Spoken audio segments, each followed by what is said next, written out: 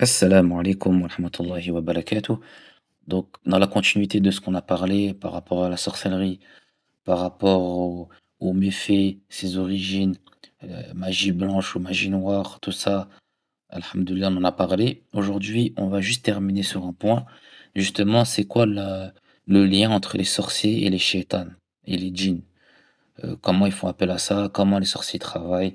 Que cherchent-ils en vérité? Comment ça marche, tous ces pactes-là? Tout cela, on va voir aujourd'hui, bi'idhnillah ta'ala, comme ça vous comprenez un peu, voilà, si ça vous évitera des erreurs, de rencontrer des charlatans ou des gens qui pratiquent cela, de partir le plus vite possible dès que vous les voyez, quoi. D'accord? Allez, bismillah, on commence. Donc, déjà, les sorciers, que cherchent-ils réellement? Il faut comprendre que les sorciers, les sahirs, quoi qu'il arrive, ce sont des personnes qui font appel aux djinns et aux shaitan, dans le but de produire un effet surnaturel nuisible. Donc, on va en revenir dessus. Ou ils pensent justement, voilà, il y en a qui pensent qu'ils protègent les gens avec de la magie, genre, non mais moi j'appelle les djinns pour soigner les gens. Il y en a d'autres qui vont dire: «Ouais, moi j'appelle les djinns pour faire du mal». Les 2 c'est pareil, comme on a vu la vidéo précédente, magie noire ou magie blanche, allez voir, on en a parlé, c'est la même chose. Les 2 travaillent avec les diables. Qu'ils pensent être bénéfiques ou pas, c'est pareil. Donc, ils se soumettent au diable. Il faut comprendre que eux ils se soumettent au diable. Ils sont obligés d'aller demander quelque chose au shaitan. Mais avant d'aller plus loin, c'est quoi un shaitan? Justement, un shaitan, les gens ils disent: «Ouais, shaitan, c'est les djinns». Non, non, non. Écoutez bien, un humain, ça peut être un shaitan. Un djinn, ça peut être un shaitan. Un humain, ça peut être un bon musulman. Un djinn, ça peut être un bon musulman. Il y a des chrétiens, il y a des juifs, chez les humains ainsi que chez les djinns, c'est la même chose. C'est la même chose. Donc, dire que shaitan, c'est que les djinns, non. Iblis, avant de s'appeler Iblis, parce qu'il a désespéré de la miséricorde d'Allah, et bah, il est devenu un shaitan. Il a eu le nom de shaitan. Voilà. Déjà pour commencer, c'est très important de savoir que shaitan, c'est pas juste les djinns. Un humain, ça peut être un diable, et un djinn, ça peut être un diable. Là, on parle des diables. Donc voilà. Maintenant, c'est la différence. Et justement, comment les sorciers, ils travaillent avec? Déjà, contrairement aux soigneurs, du coup, nous, par exemple, notre institut, elle pratique la ruqya, on en a parlé, hein, j'ai fait des vidéos dessus, allez voir. La ruqya qui est légiférée, c'est-à-dire qu'on n'associe rien à Allah, on demande à Allah directement, on lit, on demande à Allah de guérir la personne. Eux, ils vont s'allier avec des shayatin, d'accord? Ils vont aller. En fait, le sorcier, il faut comprendre, c'est celui qui sort de la foi. C'est quelqu'un qui va s'allier dans le monde occulte avec les diables, avec des pactes, pour manipuler ou détruire les gens. C'est tout. C'est une différence euh, importante quand même à faire. Et eux, voilà, leur force, on va dire, entre guillemets, c'est qu'ils se réunissent, on va dire qu'ils pactisent avec les djinns. D'accord? Et les djinns, ils ne rendent jamais des services gratuitement, faut comprendre ça. Ils demandent aux sorciers de commettre des actes de kufr, de shirk, d'humiliation envers le Coran et l'islam.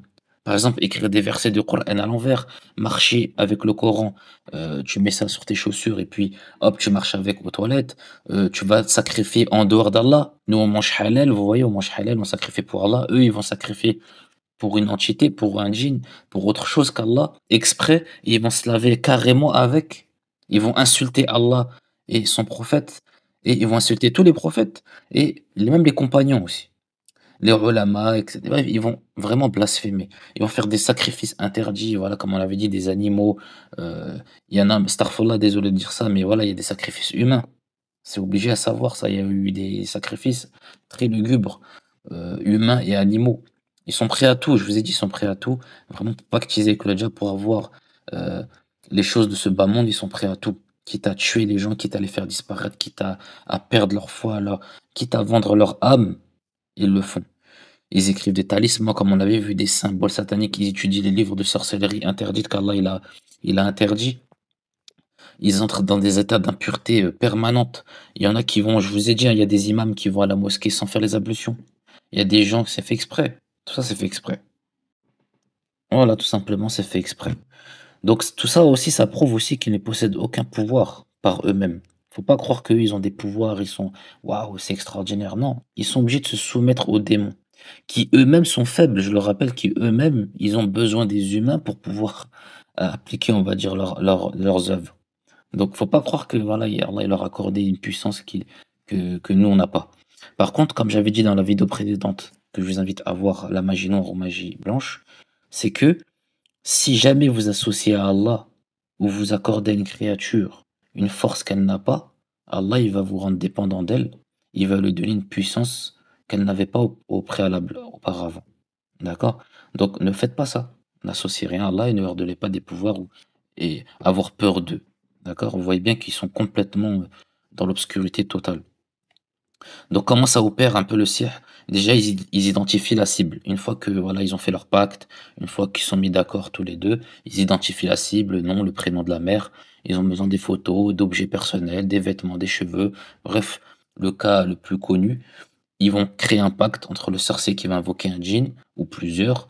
Donc il va leur attribuer des missions. Attention, quand je dis attribuer des missions, c'est-à-dire qu'il est soumis au démon aussi, hein. Le démon, lui, demande des choses en retour. C'est un cercle sans fin. Un support, le sort est placé dans un support physique, donc des nœuds, des écritures étranges, des objets enterrés, versés dans des liquides, placés dans la nourriture. Bref, on va pas regarder les détails détaillés. En gros, dans la nourriture, dans les vêtements, dans les affaires personnelles, faites attention. euh, Ils ont besoin de support physique ou quelque chose qui vous appartient déjà pour appliquer leur démonierie. D'accord?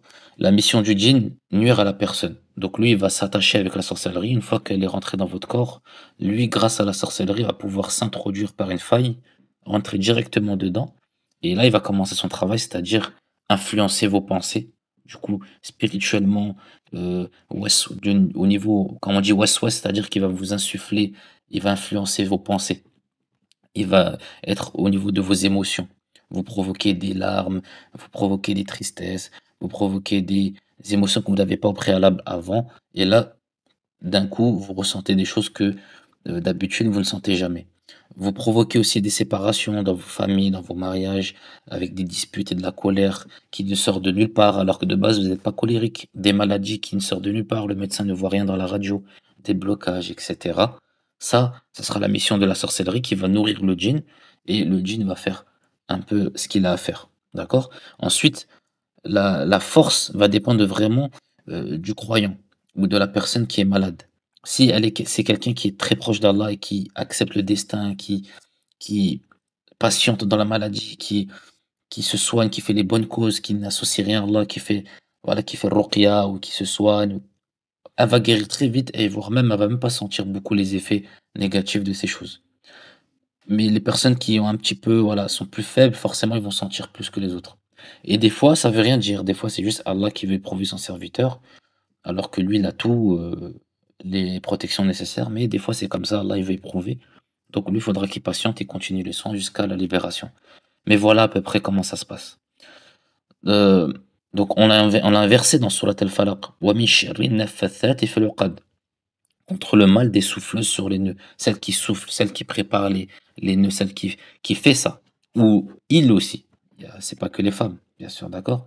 Donc on se protège, on demande à Allah, min sharri naffathati fil uqad, je me protège contre ça, contre ce mal.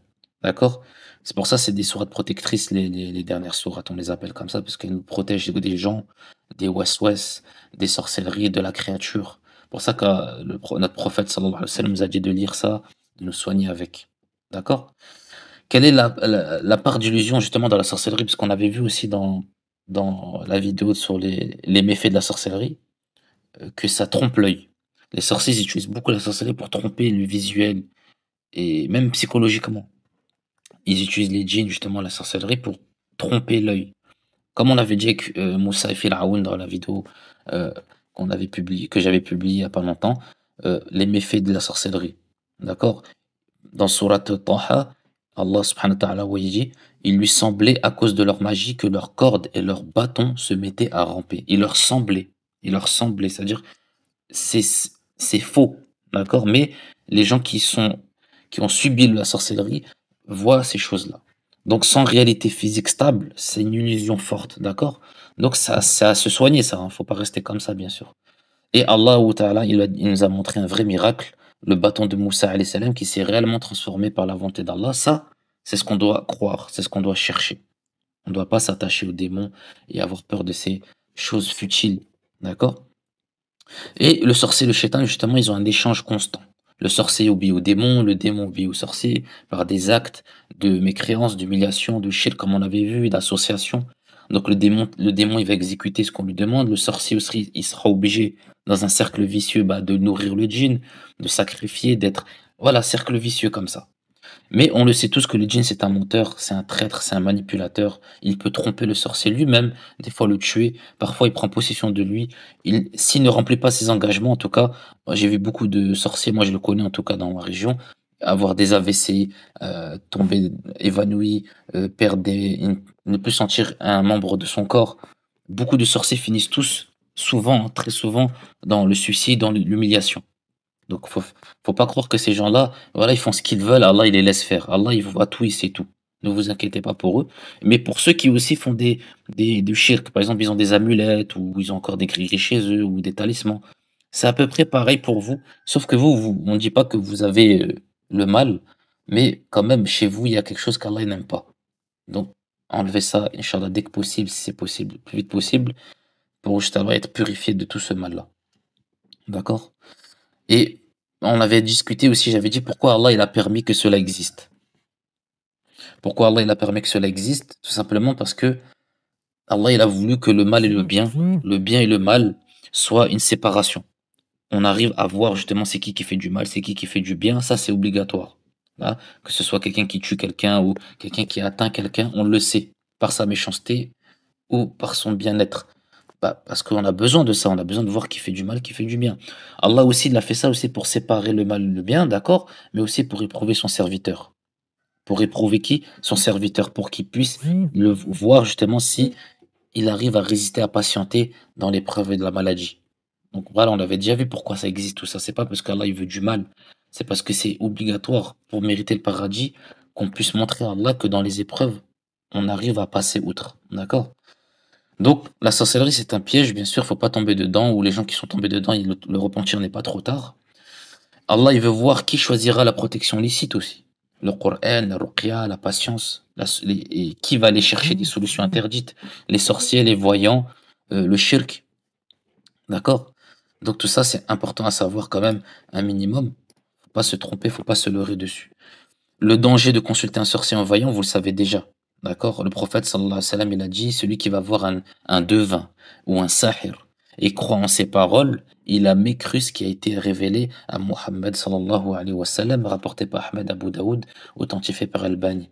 Même aller juste pour voir, hein, juste pour voir un de ces personnes énoncées, c'est haram. Tu ouvres, en fait, vous ouvrez une grande porte très grave et dont rarement les gens en sortent indemnes, hein. D'accord? Donc, vous voyez, c'est carrément peut-être un risque de la perte de votre foi. Donc, faites demi-tour, il n'est pas trop tard pour ceux qui sont dedans. Allah est grand et pardonneur. Donc, en gros, voilà, pour conclure, les sorciers, ils n'ont pas de pouvoir en dehors de ce que les djinns leur permettent et de ce qu'Allah permet aux djinns. D'accord? Ce pouvoir-là, c'est toujours des illusions destructeurs et illusoires. Il faut pas croire que ce n'est rien, il faut se soigner quand même, mais faut pas en faire une saucisse non plus. Ils peuvent pas atteindre, d'accord? Ces sorciers, tout ça, ces djinns, c'est Allah qui décide. Personne ne peut les atteindre sauf par la permission d'Allah, comme le dit dans le verset وَمَا هُمْ بِضَارِّينَ بِهِ مِنْ أَحَدٍ إِلَّا بِإِذْنِ اللَّهِ إِلَّا بِإِذْنِ اللَّهِ إِلَّا بِإِذْنِ اللَّهِ. Ils ne peuvent nuire à personne qu'avec la permission d'Allah, surat al-Baqarah, qu'avec la permission d'Allah. Et bien sûr, je répète encore une fois, qu'avec la permission d'Allah, il ne faut pas avoir peur d'eux. D'accord? Et si Allah il le veut, eh ben montrez à Allah que vous êtes fort et faites les causes et Allah fera le résultat. Inch'Allah ta'ala, en espérant que ce rappel vous ait été bénéfique. Je rappelle qu'on est un institut agréé par le conseil Kajal. On pratique la ruqya, la thérapie et tout ce que, Inch'Allah, on pourrait apporter en tout cas de notre expérience aux personnes. On le pratique à Mayotte, sur Aqua. Et aussi, on a ouvert les consultations en ligne pour les personnes qui veulent avoir une consultation ou un diagnostic complet ou un suivi. Bi'idhnillah ta'ala, tout ça, on le propose, alhamdulillah. Et ceux qui sont pas encore sûrs, ceux qui ont des doutes, il y a les commentaires, il y a les DM, il y a tous les liens dans la description, en espérant que ce rappel vous ait été bénéfique. Wassalam.